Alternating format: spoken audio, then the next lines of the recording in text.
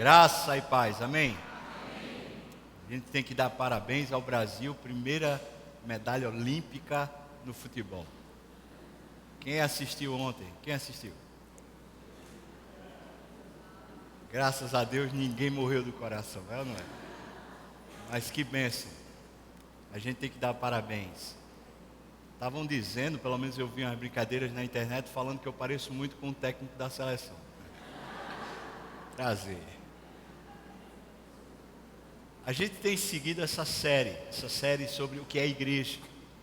É claro que cada um tem uma impressão. A gente nasce num país que a religião é uma tônica forte. Nós somos, por herança, católicos romanos, no sentido da nossa colonização. Muitos aspectos culturais estão envolvidos nisso. Algum dia a gente foi alcançado pela graça do Senhor, e nessa conversão da graça, nessa conversão a Cristo, nós entendemos que precisamos buscar a Deus. E nos reunimos como igreja reformada, como a igreja que protestou, não protestou contra a outra, mas protestou contra hábitos e contra percepções equivocadas das Escrituras. Se você tem uma percepção a respeito do que é a igreja, eu lhe convido a pensar sobre a igreja à luz das Escrituras. Alguém falou que a igreja certamente ela se perverte quando ela não sabe mais fazer missão. Ela deixa de ter a sua identidade. Parece que a missão da igreja, ou a ação da igreja no mundo, o ato de salgar e o ato de iluminar, é o que faz a igreja ter a sua identidade vista. Não a sua identidade no coração, mas a identidade percebida. E quando a igreja ela está ensimesmada, olhando apenas para si mesmo, ou quando a igreja, falo cada um de nós, está voltado apenas para o conforto pessoal, ou para as conquistas pessoais, certamente aquilo que é a igreja está desconfigurado. Perdemos a capacidade de ser, ainda que lá no íntimo a gente seja.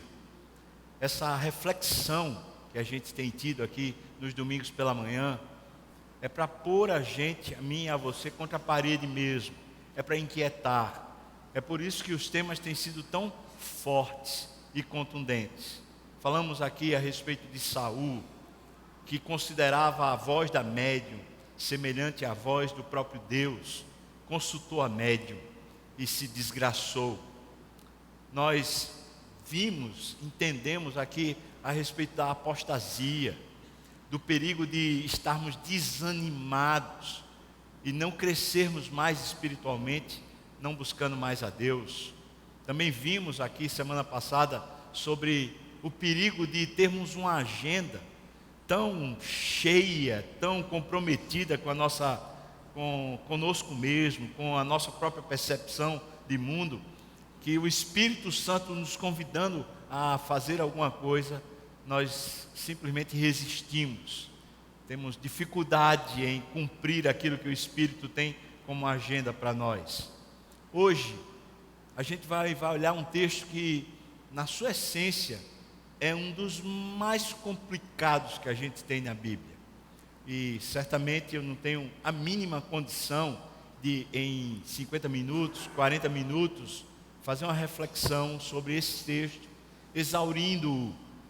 Por isso, eu peço que você se detenha muito mais às percepções do próprio texto do que às conjecturas.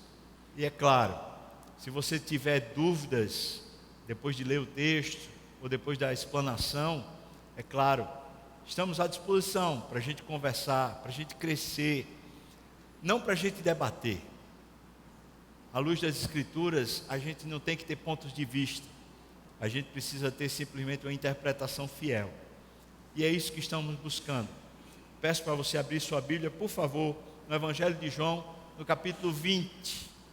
Evangelho de João, capítulo 20. Nós vamos ler a partir do versículo 19 até o versículo 25. João, capítulo 20, do versículo 19 até o versículo 25. Alguns têm dito que a grande comissão no Evangelho de João é justamente esse texto. E alguns entendimentos bem práticos saem desse texto. A partir do versículo 19, João capítulo 20, a partir do 19 até o versículo 25, a palavra fala assim para nós. Ao cair da tarde daquele dia, o primeiro da semana, o domingo como hoje, trancadas as portas da casa onde estavam os discípulos, com medo dos judeus, veio Jesus, pôs-se no meio e disse-lhes: paz seja convosco. Dizendo isto, lhes mostrou a mão, o lado. Alegraram-se, portanto, os discípulos ao verem o Senhor. Disse-lhes, pois, Jesus outra vez: Shalom, paz seja convosco. Assim como o Pai me enviou, eu também vos envio. E havendo dito isto, soprou sobre eles e disse-lhes: recebei o Espírito Santo. Se de alguns perdoardes os pecados, são-lhe perdoados. Se lhes retiverdes, são retidos. Ora, Tomé, um dos 12, chamado Dídimo, não estava com eles quando veio Jesus. Disseram-lhe então os outros discípulos: vimos o Senhor. Mas Tomé respondeu: se eu não vir nas suas mãos o sinal dos cravos, e ali não puser o meu dedo, e não puser a minha mão no seu lado, de modo algum acreditarei. Vamos orar, irmãos. Ó Deus, eu te peço que sua misericórdia nos assista aqui. Nos ajude, Senhor, a compreender a tua palavra. Qual é a minha condição, Senhor, de poder ensinar aquilo que só por revelação pode ser entendido. Eu creio, Deus, eu creio que a única maneira de sermos tocados pelo Senhor é o Senhor mesmo, pelo teu Espírito ensinando a nós. Por isso eu te peço, Deus, toca-nos, aviva-nos, vem, Senhor, sobre nós aqui e manifesta-te conforme o teu querer, Senhor, e para a tua glória. Assim eu te peço no nome de Jesus. Amém, Senhor Deus. Amém. Irmãos, o texto fala sobre Jesus enviando os seus discípulos. E o que diz o texto para nós é que ele enviou os seus discípulos assim como o Pai o havia enviado. Essa talvez seja a maneira. Estava ontem conversando com um dos presbíteros daqui da igreja, enquanto a gente caminhava, e a gente estava falando sobre, Jesus deixou muito claro, enquanto estava caminhando aqui, presente na terra, deixou muito claro a sua obra, o que ele veio fazer. E à medida que os discípulos foram conhecendo Jesus na convivência, à medida que Jesus foi revelando para eles o segredo, o mistério da sua presença, os discípulos começaram a crer. Depois, quando o Pentecostes aconteceu, que o Espírito revestiu eles foram, por assim dizer, transformados em testemunhas, em mártires, em pessoas que na sua essência eram um sinal, uma evidência do reino de Deus, da presença de Deus na terra. Esse processo que aconteceu com os discípulos não deixou nenhuma dúvida a respeito da obra salvífica de Jesus. Os discípulos creram que Jesus era o seu Salvador e também creram que Jesus Cristo é o Senhor. Os discípulos, a partir daí, passaram a viver pela fé, passaram a viver tudo o que Deus assim queria.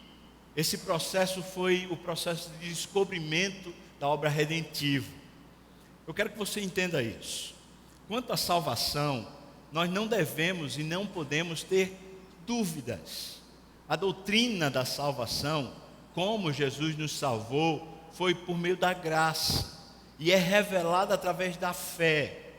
Essa palavra graça quer dizer que foi toda feita por Deus. Foi o próprio Deus quem efetivou a nossa salvação. E Cristo revela isso na sua vida. Ele nos salvou. Não fomos nós, nenhum de nós. Nós não conseguimos, nós não temos como, não é prerrogativa nossa, não é capacidade nossa. Assim cremos. Você crê assim? Amém? Eu também creio assim. Se assim é, então nós podemos caminhar com o Evangelho por qualquer lugar e de qualquer maneira. O que é que eu quero dizer com isso? É que quando chegamos no aspecto da prática, no aspecto da revelação do Evangelho ao mundo, em outras palavras, quando chegamos no aspecto da missão, o que acontece conosco é que existem várias divergências. Normalmente, as igrejas, as denominações, elas têm percepções distintas a respeito de como deveria ser feito a missão.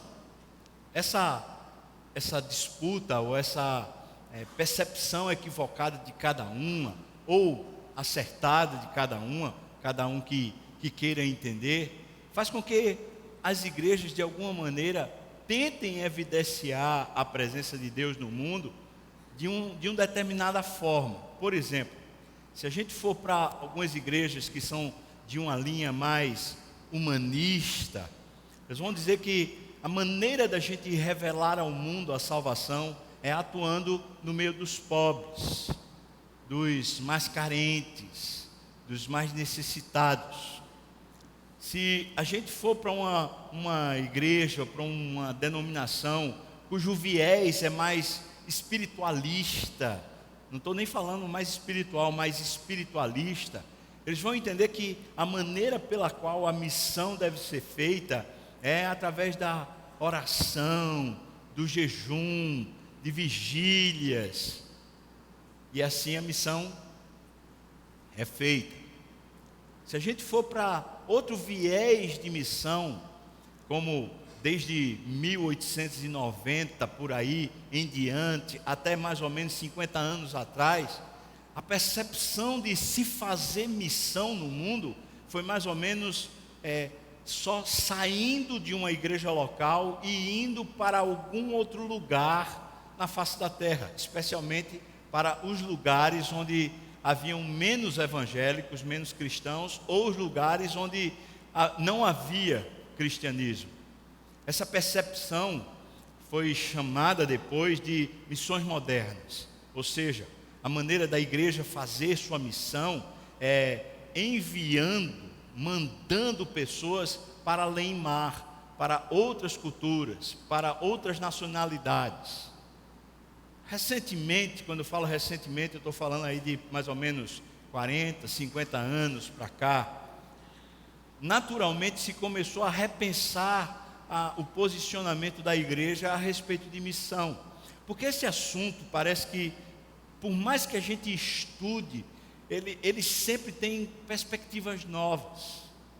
E de lá para cá, de 40 anos para cá mais ou menos, começou a se entender que a missão se faz necessariamente se plantando igrejas. O que é que quer dizer com isso?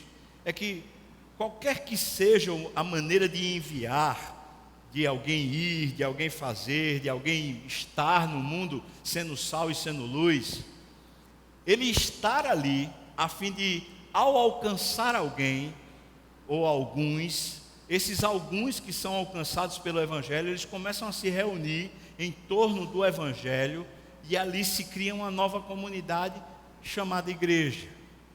Sendo assim, a maneira de se fazer missões mais recente, o entendimento é que se planta a igreja. Alguns falam se implanta a igreja, mas a nomenclatura que é mais usada na missiologia é se planta, não se implanta, mas se planta igreja. Ou seja, quando um missionário vai, quando alguém está em missão, o que ele está fazendo é anunciando o Evangelho, e ao anunciar esse Evangelho, o objetivo é que essa pessoa, ao ser alcançada, seja inserida numa comunidade de cristãos. E essa comunidade de cristãos se fortalece mutuamente a fim de, no seu lugar, alcançar mais pessoas. E aquela cultura ser transformada pelo Evangelho através de uma igreja local, de nativos. Esse é o entendimento mais moderno.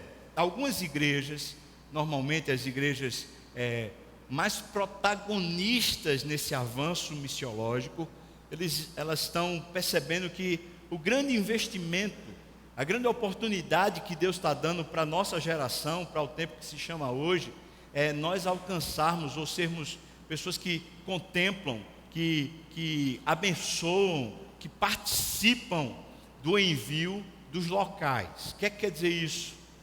Aquelas pessoas que já estão na sua própria cultura, na sua própria língua, aquelas pessoas que já estão dentro de um contexto onde o Evangelho é parco, é pouco divulgado, aquelas pessoas que são crentes e estão lá, aquelas igrejas que já foram alcançadas por Jesus, a igreja que está aqui em Recife, que está em São Paulo, que está em Nova York, que está em Londres, que está na Austrália, a igreja deveria investir nesses locais, porque esses locais agora que estão em igreja e estão plantando igrejas, eles já têm livre acesso, na maioria das vezes, na grande oportunidade, eles já têm livre acesso para alcançar os seus irmãos, os seus compatriotas, os seus que participam da mesma cultura.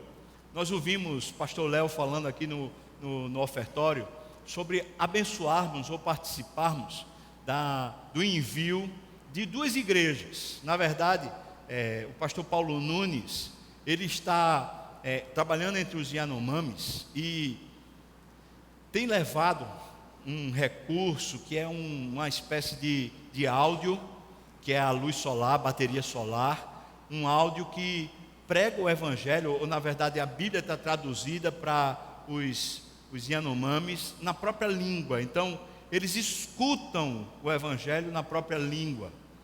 É uma espécie de iPodzinho, com a Bíblia na língua Yanomami, só que é a bateria solar. E ele leva, e os índios escutam o Evangelho na sua própria língua. Alguns vídeos que a gente tem visto desse processo é que quando esses indígenas que nunca tinham ouvido falar de Jesus começam a ouvir na sua própria língua, muitos se maravilham e muitos se convertem ao Senhor Jesus. O que ouvimos de Jameson é que abriu-se uma porta bem mais ao norte do país, quase na divisa com a Colômbia.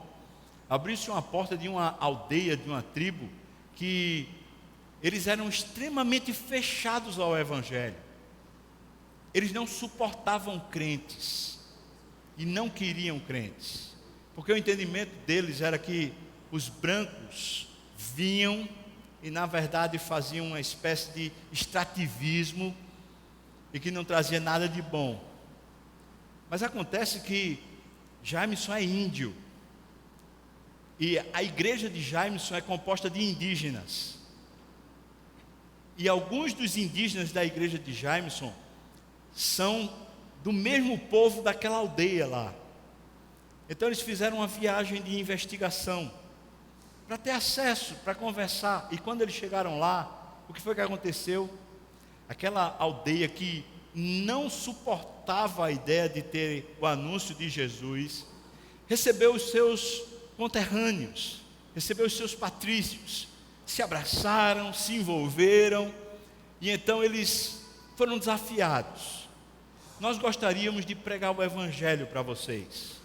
E aquela aldeia falou assim: por favor, sendo vocês como nós, por favor, venham. Nós vamos dar para você uma maloca, nós vamos dar para você condições, venham, nós queremos ouvir desse evangelho. E essa viagem que Jameson estava falando para nós, é justamente isso. Ele não está indo, só ele. Na verdade, ele está fazendo uma espécie de viagem missionária da igreja. Vários indígenas da igreja de Jameson estão indo no barco. Talvez os irmãos vão lembrar. Lembra aquele barco que nós levantamos uma oferta para Jameson construir? Quantos lembram aqui?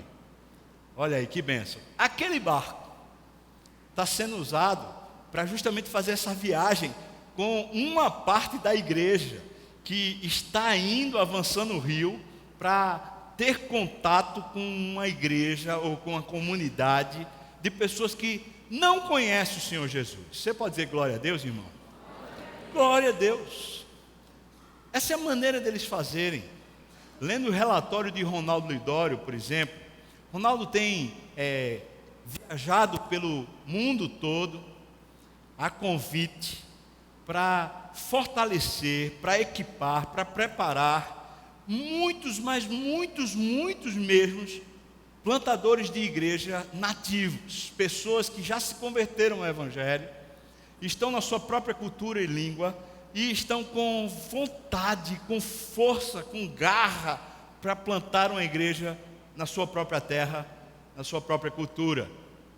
Só que eles precisam de preparo, eles precisam de equipamento, eles precisam, quando falo equipamento, eu não estou falando nem tanto de recursos físicos, eu estou falando de equipamento espiritual. Eles precisam de doutrina, eles precisam da Bíblia na sua própria língua, eles precisam disso, muitas vezes, mais do que até a presença humana.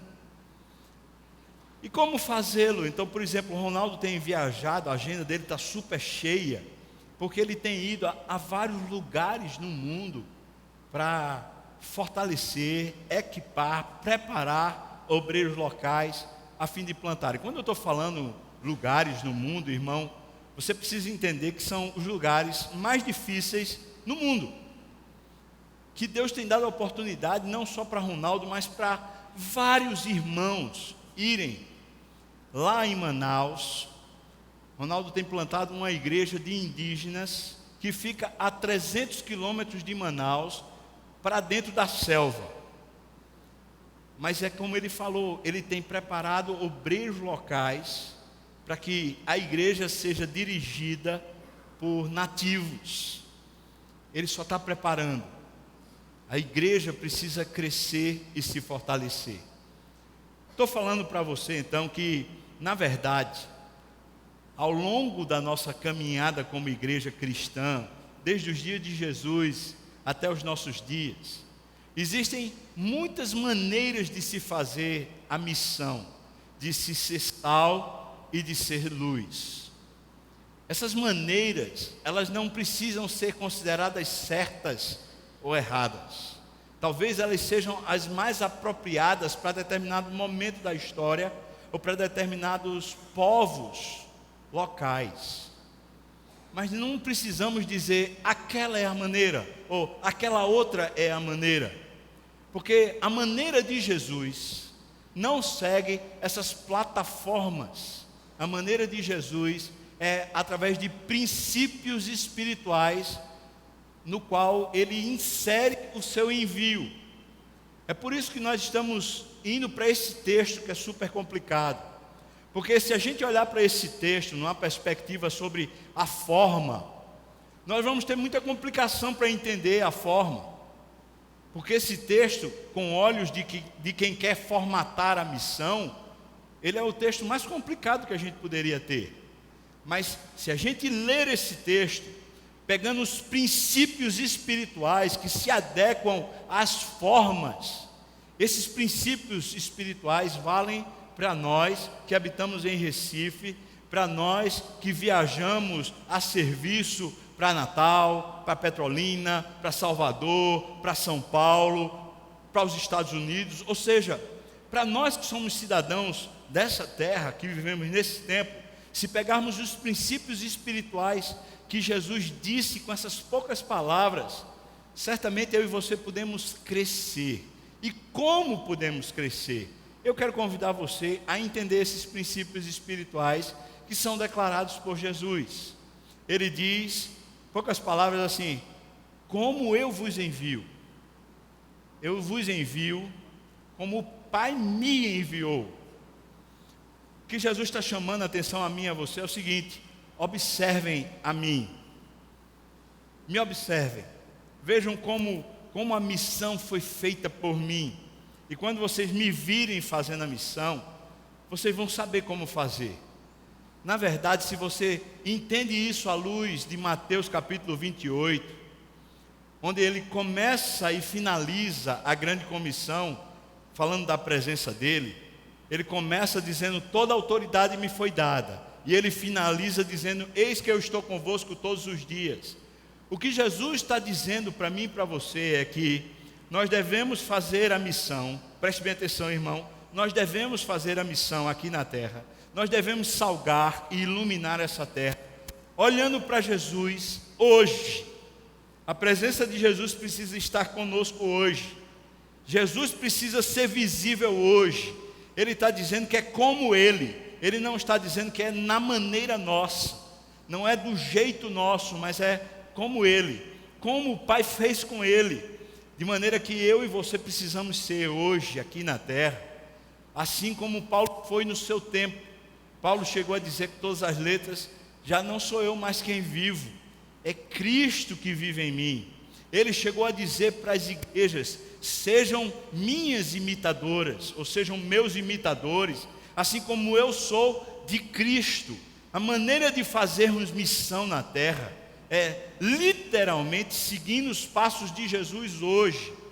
Quando a gente lê 1 João, não o Evangelho, mas a primeira epístola de João, logo na cabeceira do texto, logo nas primeiras linhas do texto, João diz: o que temos visto, o que temos ouvido, o que as nossas mãos apalparam, no que concerne ao Verbo de Deus, ao Filho de Deus. João, vivendo por volta do ano 90, quando Jesus já tinha ressuscitado e tinha assunto aos céus, João está vivendo no ano 90, vendo Jesus, ouvindo Jesus diariamente. O que quer dizer isso? Que quer dizer que é possível sim, eu e você, em pleno 2016, realmente convivermos com Jesus, ouvindo-o, vendo-o. Será que isso é viagem demais? Será que isso é doideira? Ou será que isso é fé?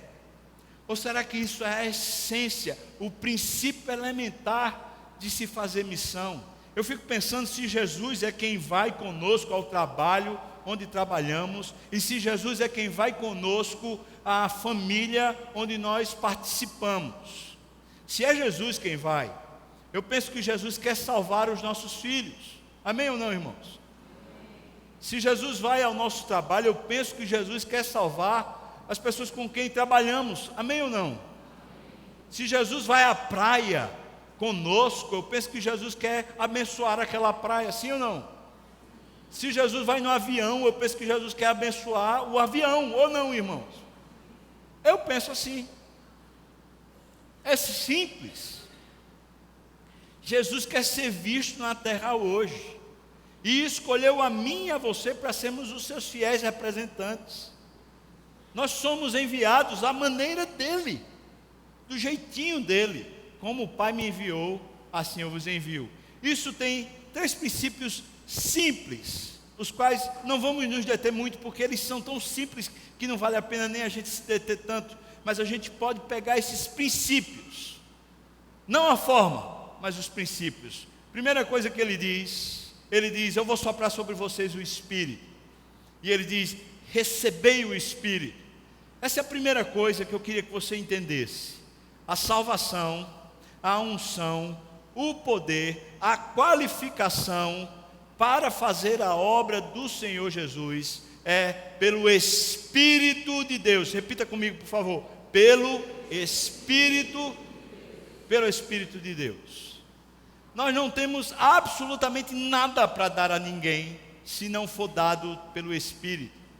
O que é que eu quero dizer? Que aquele trabalho que nós fazemos depois de uma universidade, depois de termos feito mestrado, depois de termos feito doutorado, depois de termos feito N cursos de capacitação, aquele trabalho no qual nós somos especialistas, que talvez nós sejamos a pessoa mais capaz em Recife, ou que talvez sejamos a pessoa mais qualificada na empresa, ou que talvez sejamos a pessoa que tem mais experiência ao longo do tempo para realizá-lo. Aquele trabalho, conquanto nós tenhamos tanta experiência, tanta qualificação, tanto trato, aquele trabalho, quando realizado apenas por nós, sem o poder do Espírito, ele não salga, ele não abençoa, ele não ilumina a terra. Mas aquele trabalho, quando é feito pelo poder do Espírito, quando é feito pela presença do Espírito na sua vida, quando é feito para salvar a terra, aquele mesmo trabalho abençoa a vida.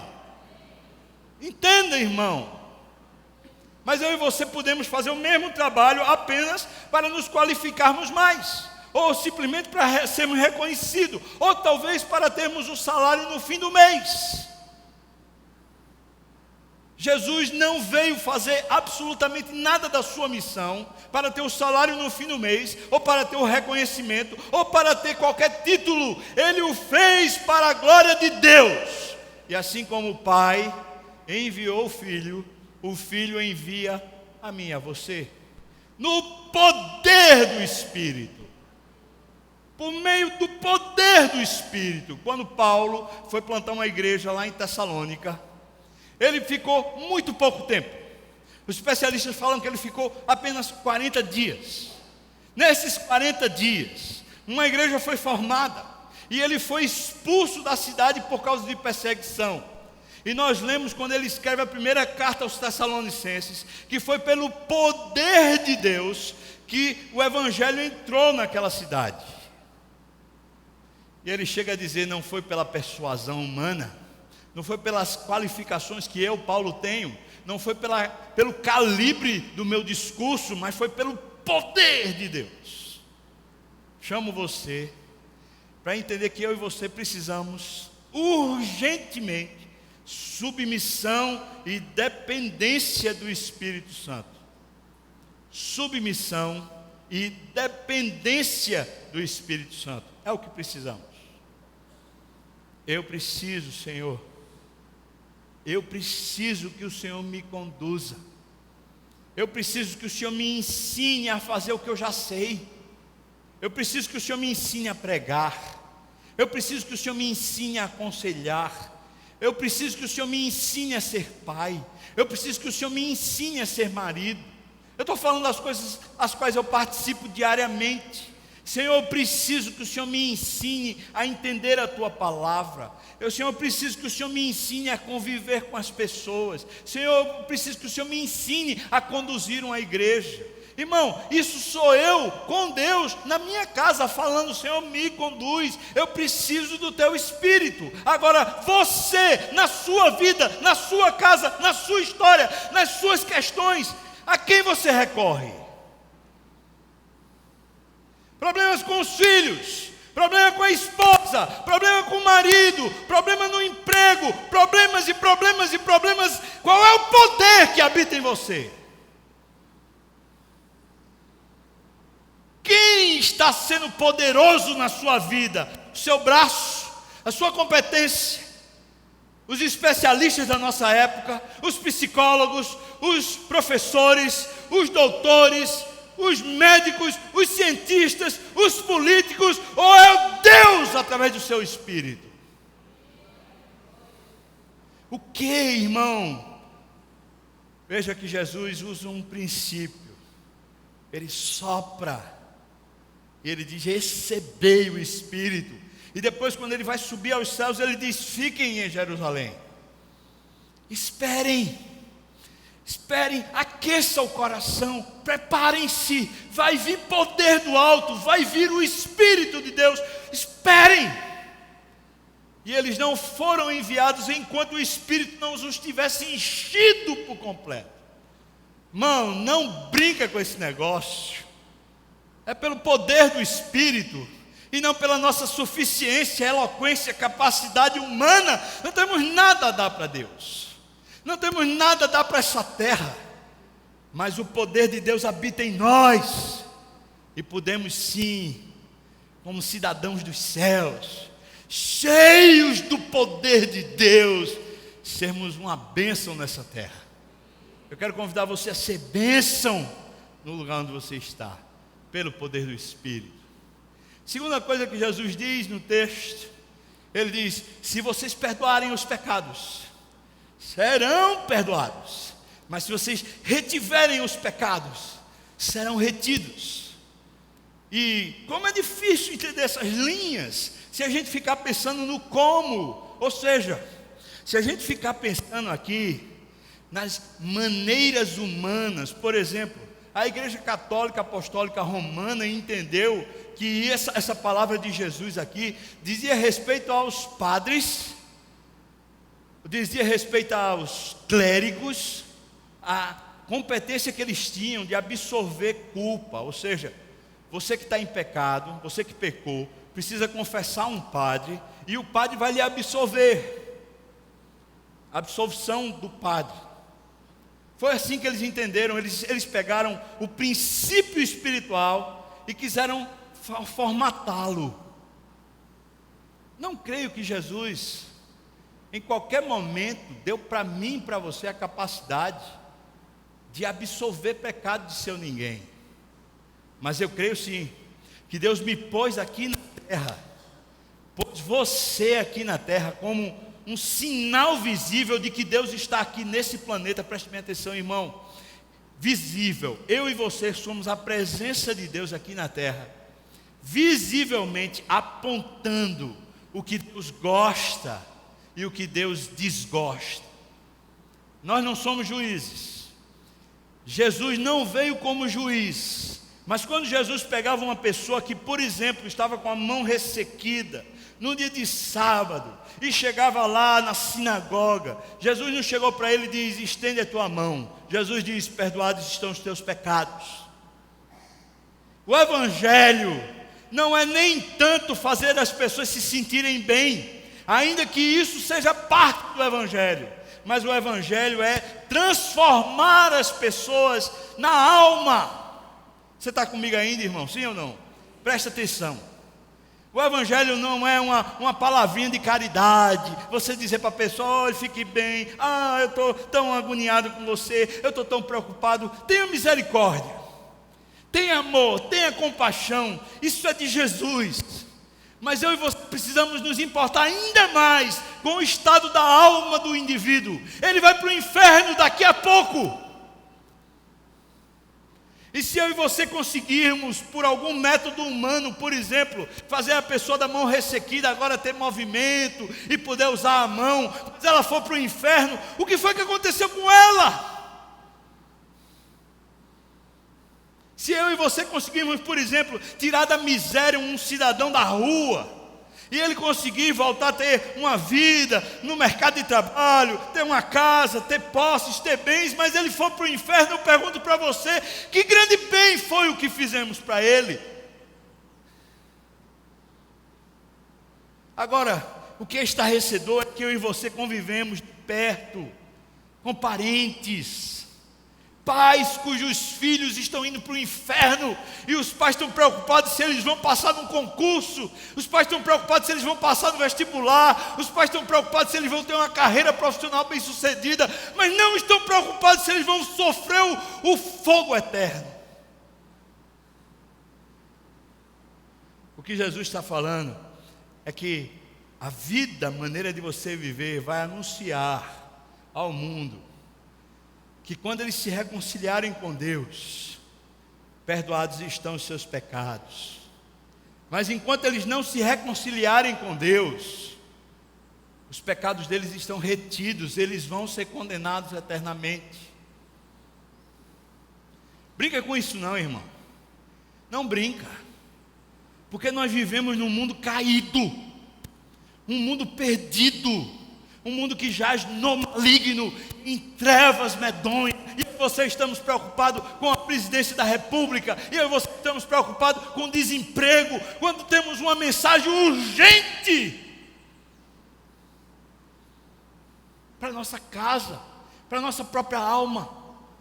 Estão indo para o inferno. Os pecados que forem retidos condenarão eternamente a alma. Mas os pecados que forem perdoados salvarão eternamente a alma. O indivíduo, a pessoa, o corpo, a estrutura, tudo da pessoa, totalmente. Terceira coisa, terceiro princípio que eu e você precisamos aprender. Primeiro princípio, qual foi? Você lembra?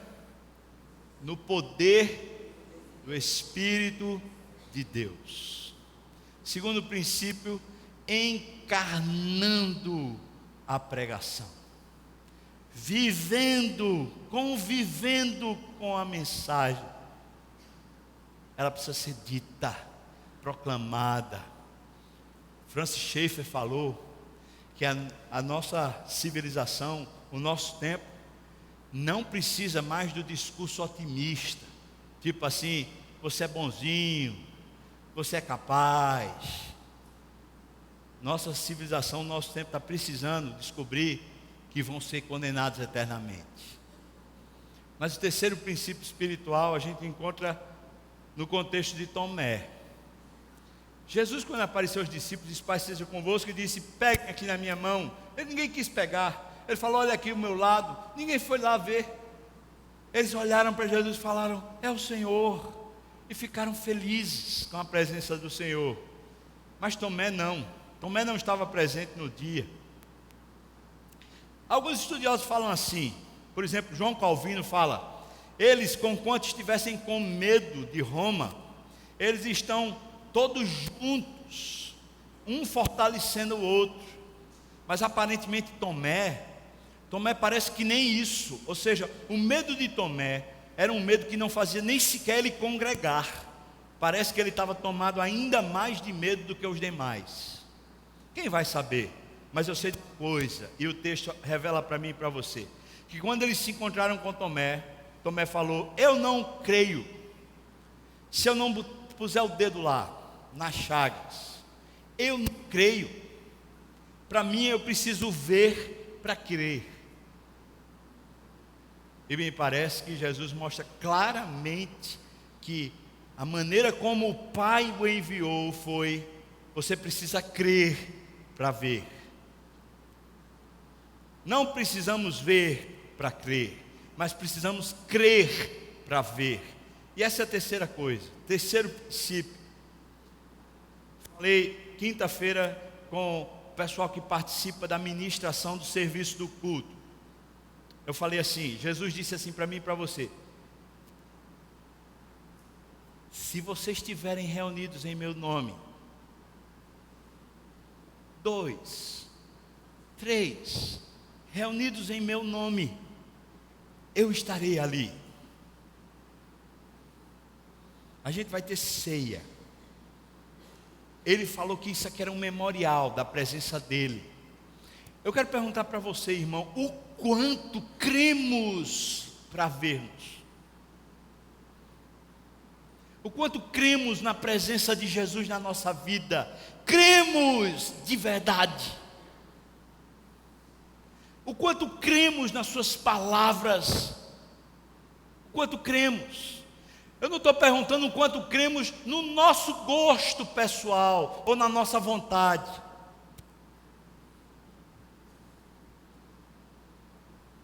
Recentemente, na internet aí, alguns acompanharam uma cantora evangélica, cujo filho estava com meningite, e alguém veio e deu uma profecia e falou assim: olha, não é para a morte, vai ficar vivo, depende de você crer.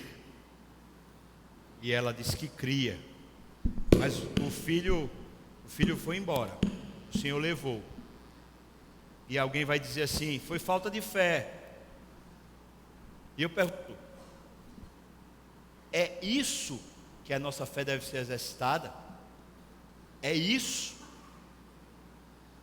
É nas coisas que nós queremos que aconteçam? O nome disso não é fé em Jesus, o nome disso é positivismo, é pensamento positivo, é a força do pensamento. Não pensa que fé é placebo. que faz as coisas ficarem boas, mesmo que não seja verdadeira.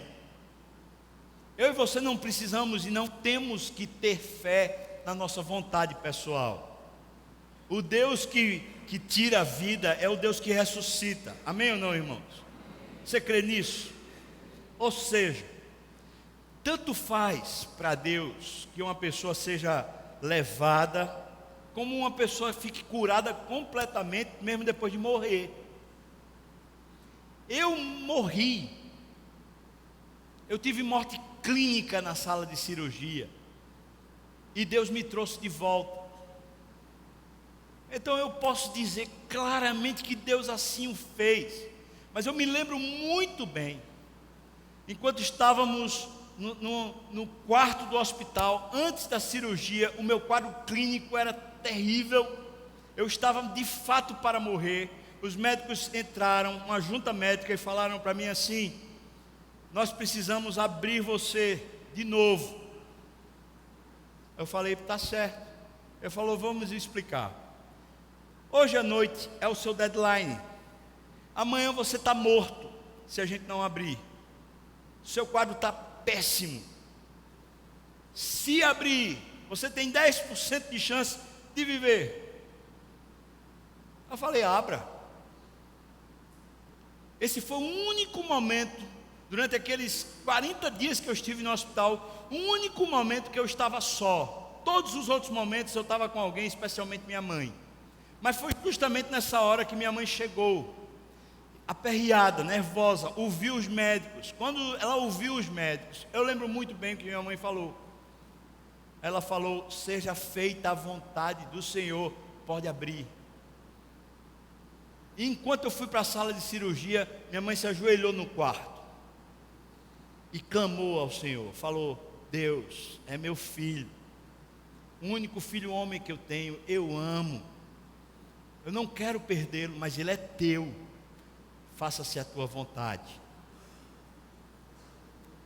Enquanto ela orava, chorava, aperreada, porque teria 10% se eu sobrevivesse à cirurgia. Na sala de cirurgia, minha pressão foi a 0. O sangue jorrou da minha barriga, de onde estava fazendo a cirurgia, jorrou na lâmpada em cima no teto. E a pressão... Mas Deus queria, ou quis, me ressuscitar. O médico pegou uma injeção de adrenalina, pelo menos foi assim que eu soube, pôs no meu coração pulsou minimamente, conseguiram segurar a sangria que estava lá, a hemorragia, e eu estou aqui para contar a história. Mas eu pergunto para você, irmão, que tipo de fé era aquela que estava no coração da minha mãe? Que tipo de fé era aquela que estava no meu coração? Nos médicos? Na ciência? Na vontade pessoal de que o filho sobreviva? Não. A fé de que Deus é bom e que Deus faz o que lhe agrada, que é poderoso para ressuscitar sim dos mortos, mas também é poderoso para levar o filho para a glória de Deus. Irmãos, eu e você precisamos crer para ver. Crer num Deus bom, pessoal, poderoso, aqui presente entre nós. Crer. O quanto temos expectativa da presença de Deus diariamente, de verdade. Quanto queremos, quanto cremos. Foi assim que Jesus foi enviado. Foi de tal maneira isso, que ele dizia constantemente: quem me vê a mim, vê aquele que me enviou. Quem me vê a mim, vê o Pai.